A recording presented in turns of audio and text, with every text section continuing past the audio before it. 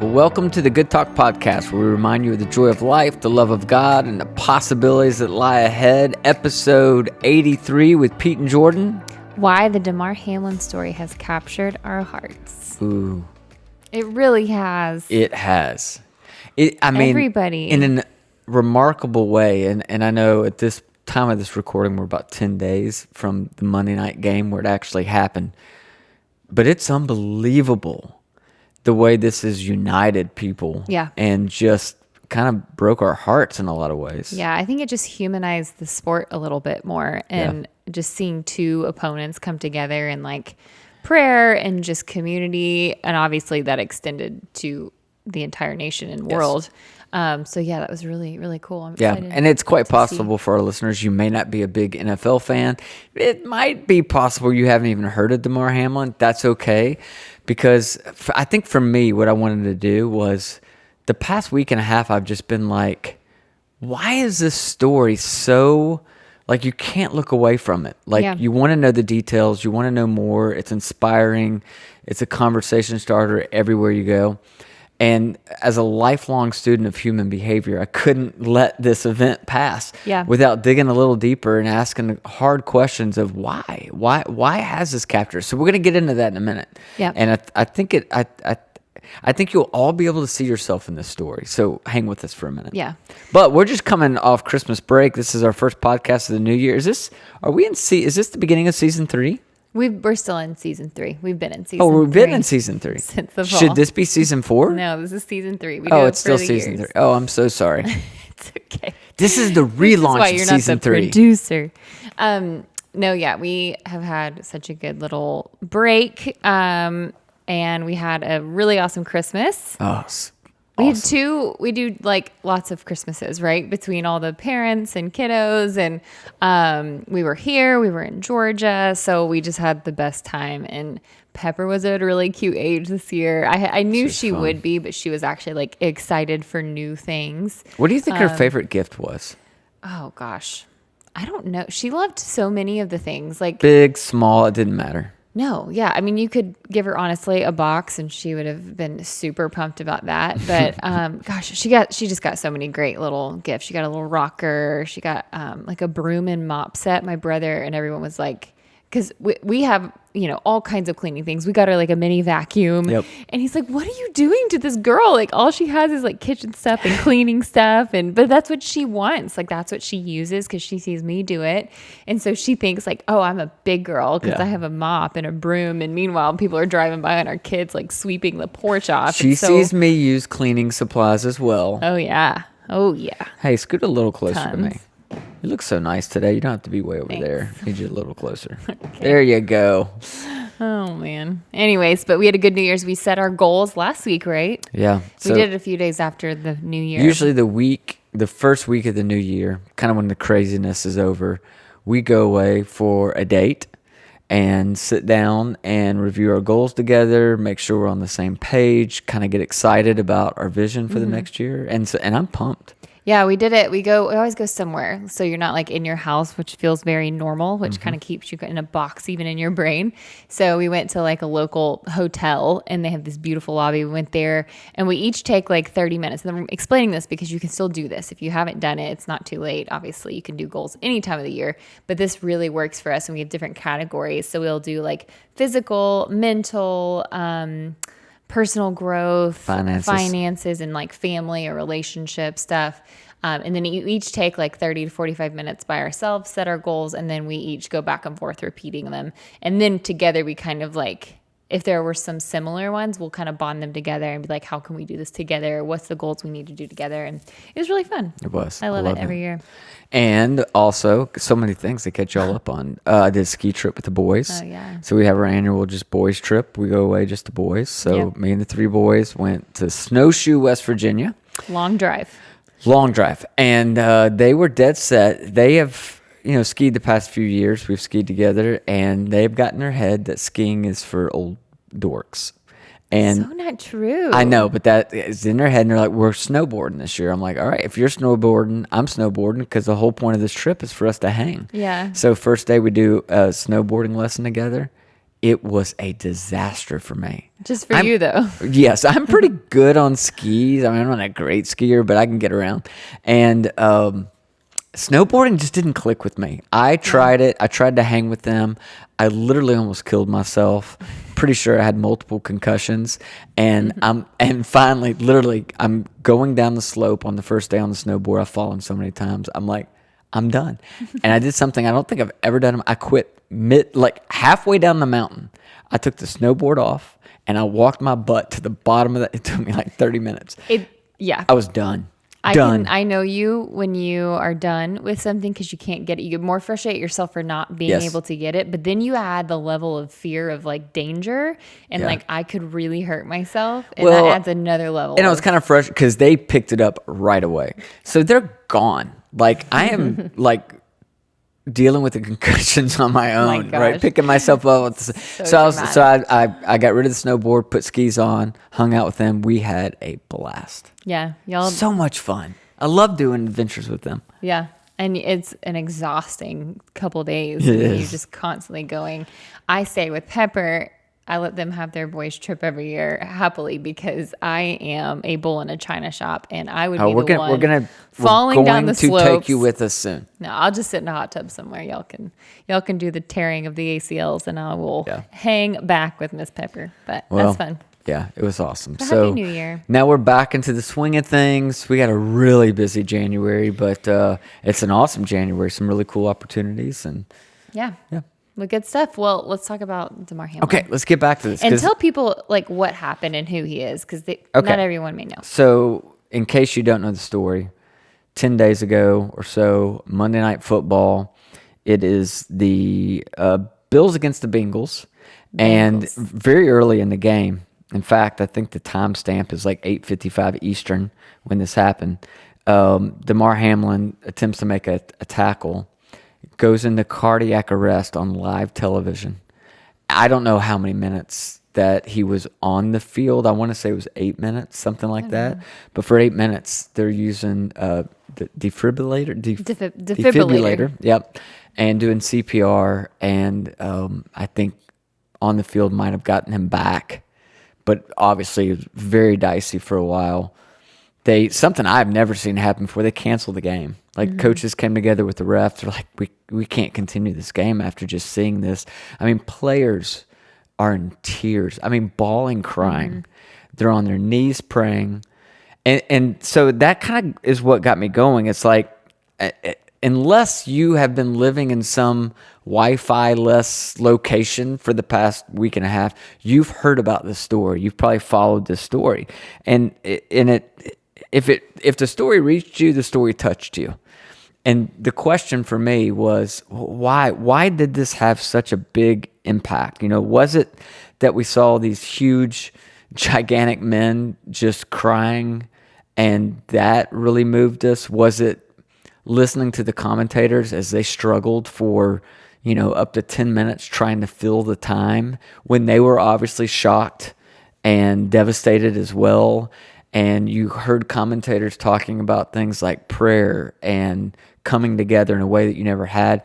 Was it that you heard that his mom made it to the ambulance just in time to make the trip with him, and you're kind of tapping into, as a parent, what would that have been like to have watched that happen to your son and then be in that ambulance?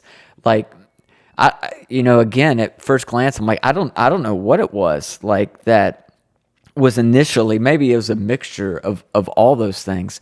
But for me, I kind of analyzed it, and I think there are three things that happened for the majority of us when we either observed the story or heard about the story right after it happened, that created something kind of new inside of us that maybe we hadn't felt before. Okay. So the three things are, I think the first thing that happened is we were all reminded of the brevity of life. Yeah. In that moment, right, deep down inside, and we all know this, deep down inside we know we're not going to live forever. We know that. But it's also not something we probably think about on a super regular basis. Yeah. And I don't think that we should, in the sense of live in fear every day that we're going to die. But I also think it's equally as unhealthy to go through your life never thinking about the fragility of life. Did I get that word right? Fragility, yeah. Yeah. Because we're not, every day is a gift. And I think we saw this young man in tip-top health condition, Yeah. at least externally, right? And all of a sudden he goes down and he's not breathing, and we're like, whoa. And I think it put us in touch with that a little bit. And I think when you witness the absolute preciousness of life and how quickly it can change on a dime, it does something to you. And it was a reminder that, this is all just a game. It's all just work. It's all just fluff. It's a job for sure, but in the end, it can be taken from us in an instant. Yeah. And I think that moved me. Did that cross your mind? Yeah. I mean, I think what you said, which is what crossed my mind initially, was like, you look at these people and think, oh, they've got it all together. They're pro athletes. They're at the tip top shape. And I'm sure he is in every way, except for obviously something with his heart. But, you just don't think that they are privy to that kind of danger. So then your brain goes to, okay, if he can just drop on the field, and then you start thinking about your loved one. It's just it's a compounding effect. And you have some clients that you work with who their response was like, oh gosh, this could happen to me. Yeah. I'm super successful. My success cannot stop ultimately what my body can't handle. And I think it was just a very sobering thing and helps you really, in my mind, prioritize pretty quickly, at least for a moment. Yeah, I'm going to talk a little more about this in a second, but you said it in the intro. There's something about all of a sudden we're reminded of our humanness, right? And so I think no matter how much money you make or don't make, no matter how successful you are or aren't, in that moment, we were reminded that we're actually very much all the same. Yeah. And that this gift of life can be taken away at any second. And it was a reminder of that. And somehow as Hamlin laid on that field completely helpless, not even breathing, and we saw all these people rush to help him, I think there's a part of us, even in situations where it's not like life or death, we all go through these ups and downs, right? We find ourselves in helpless situations where we're stuck. We cannot do something for ourselves. We need other people to intervene. Yeah. And I think there's something about watching that player lay on the field and have other people rush to help him that we all kind of tapped into this deep thing we have inside of us, that should we ever find ourselves in a helpless situation, we hope that there's people that rush to our aid. Yeah.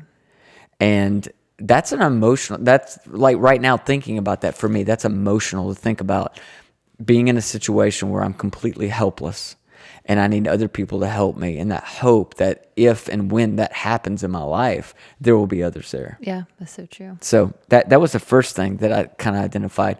The second thing is somewhat similar, but I think that he reminded us all of our human struggle.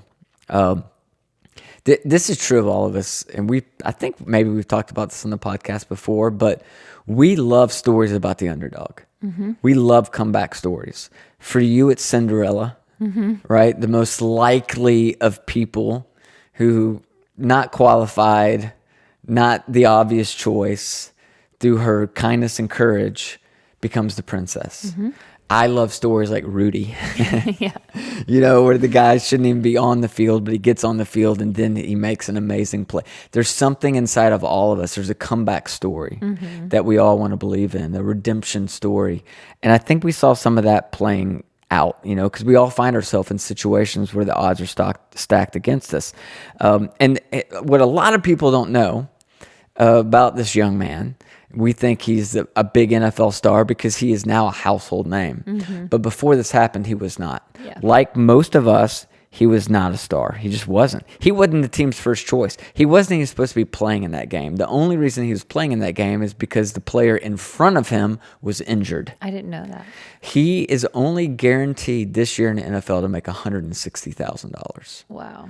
So we're not talking about, so every day he's in a weight room working out with players who are making millions and millions and millions of dollars. He's not. Mm-hmm. He gets into a game that he wasn't supposed to be in.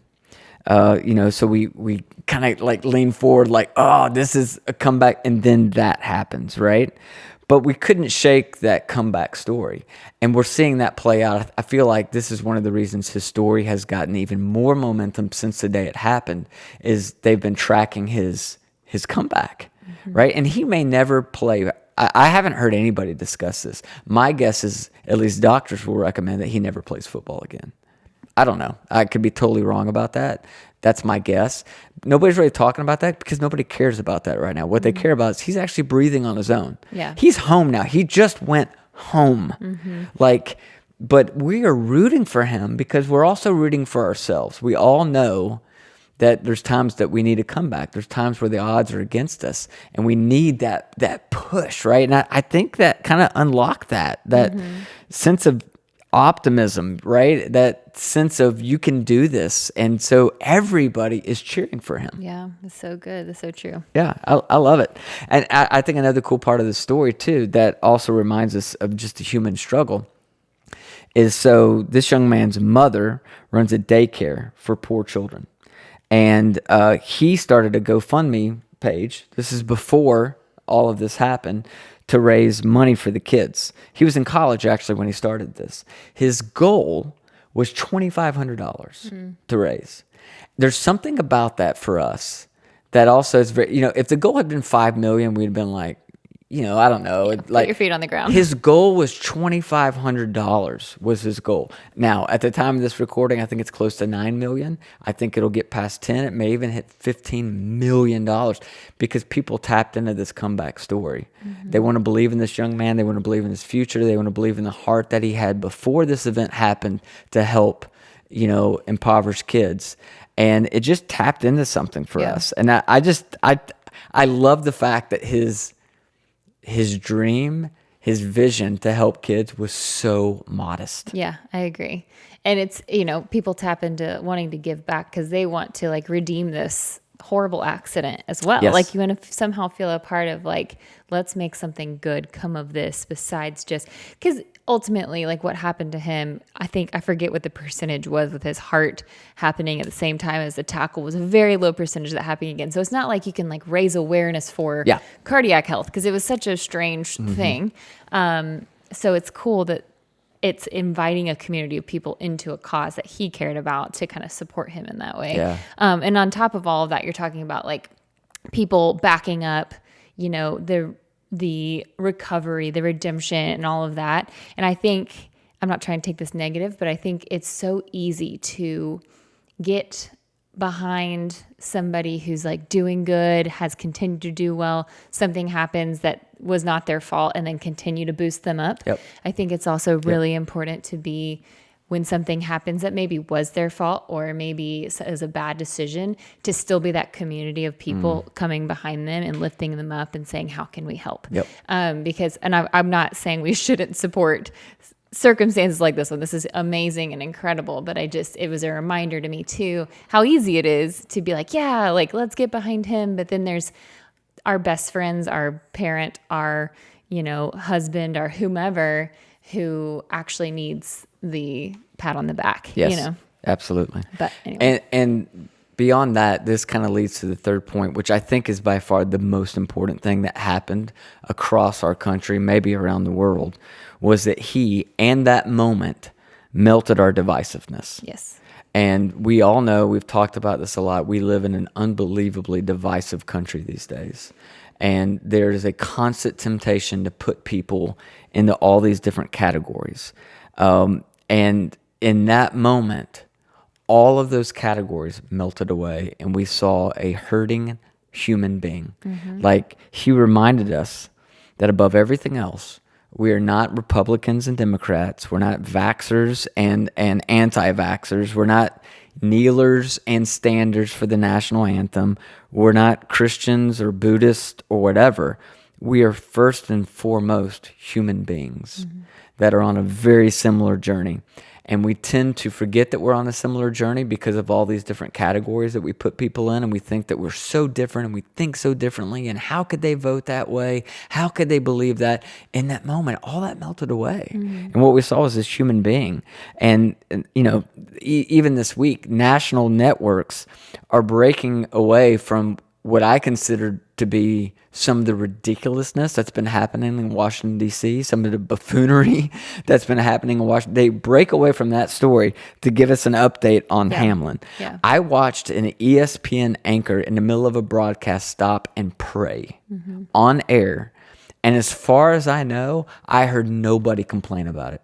Yeah. Now, Any other day, somebody stops on the air to pray, people are gonna be throwing a fit. Like, what are they doing? What kind of agenda are they trying to push? Or they're trying to convince me that I need to pray, that we should all be praying, that I need to believe. None of that. Nobody felt that. The agendas melted, and what they saw was just an anchor who is moved enough and believes enough, because his faith informs him that prayer changes things, that he wanted to pray on air, and he did so, and nobody threw a fit about it. Yeah. Because the categories were gone. Yeah. Right? And so what I thought about is, when is the last time that you just sat back and you wished another person well, regardless of their political bent, their skin color, their religious preference, their personality, or their ability? And I bet you did that with Hamlin. And you did not care about what he believed or didn't believe. You don't care about whether he knelt or he stood. You don't care about skin. You don't care about any of that. In that moment, you cared about a human being, and you were wishing him well. And there's something that's right about that. Mm-hmm. And we all felt that. Mm-hmm. Even though it was painful, we all felt this is the way it should be kind of thing, right? Yeah. Because, he's human. And because I think what he helped us do is remember that we're human too. Yeah. We're human too, and it's something we maybe have desired and didn't get, or, like there's so many, it triggers a lot of different things for different people. But yeah, I think it was one of the most powerful. I've heard the anchor saying, like, this is the most powerful event I've ever experienced. And obviously at first it wasn't powerful. It was powerful in a bad way. Like, we were all in fear, but now it's just been this like united thing. It's similar, not at all in circumstance, but like what a terrorist attack can do, and things like that, which again just levels people to humanity. So it's just the hard part that I struggle with is, like, you really can't manufacture that, and how do you continue to live like that with that perspective of people? And it's just sad that sometimes it takes that to kind of level everybody again. But my skeptic in my brain's like, well, everyone's just going to get back to how it was. And maybe that's true, but maybe it did change some people to a core. Yeah. Maybe it really rocked certain people. Maybe it rocked him.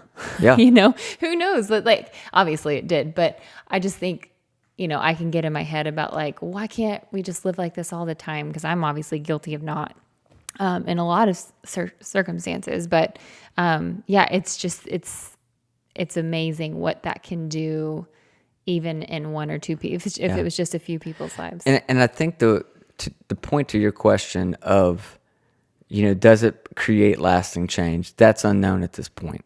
But what I do think we all have the power to do is to choose to use this as a catalytic event to say, wow, maybe all the categories I've created for people, maybe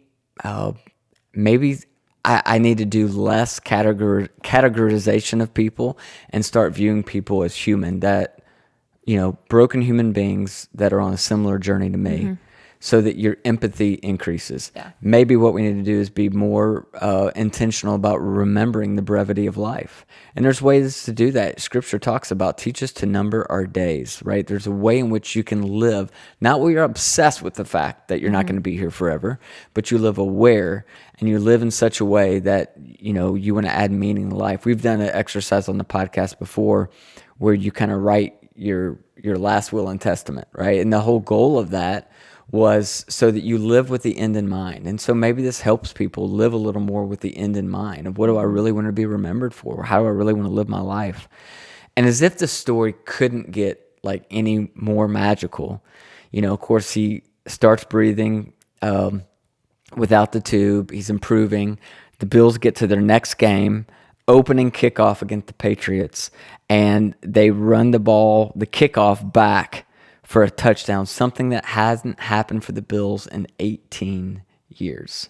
Wow. The opening kickoff, they ended up running two back, but they run it back. It was a nail biter. The game was a nail biter through the first half. Second half, they pull away from the Patriots. They win the game. And I love this. I looked up the transcript of this. Jim Nantz, who's a famous broadcaster, is calling the game, right?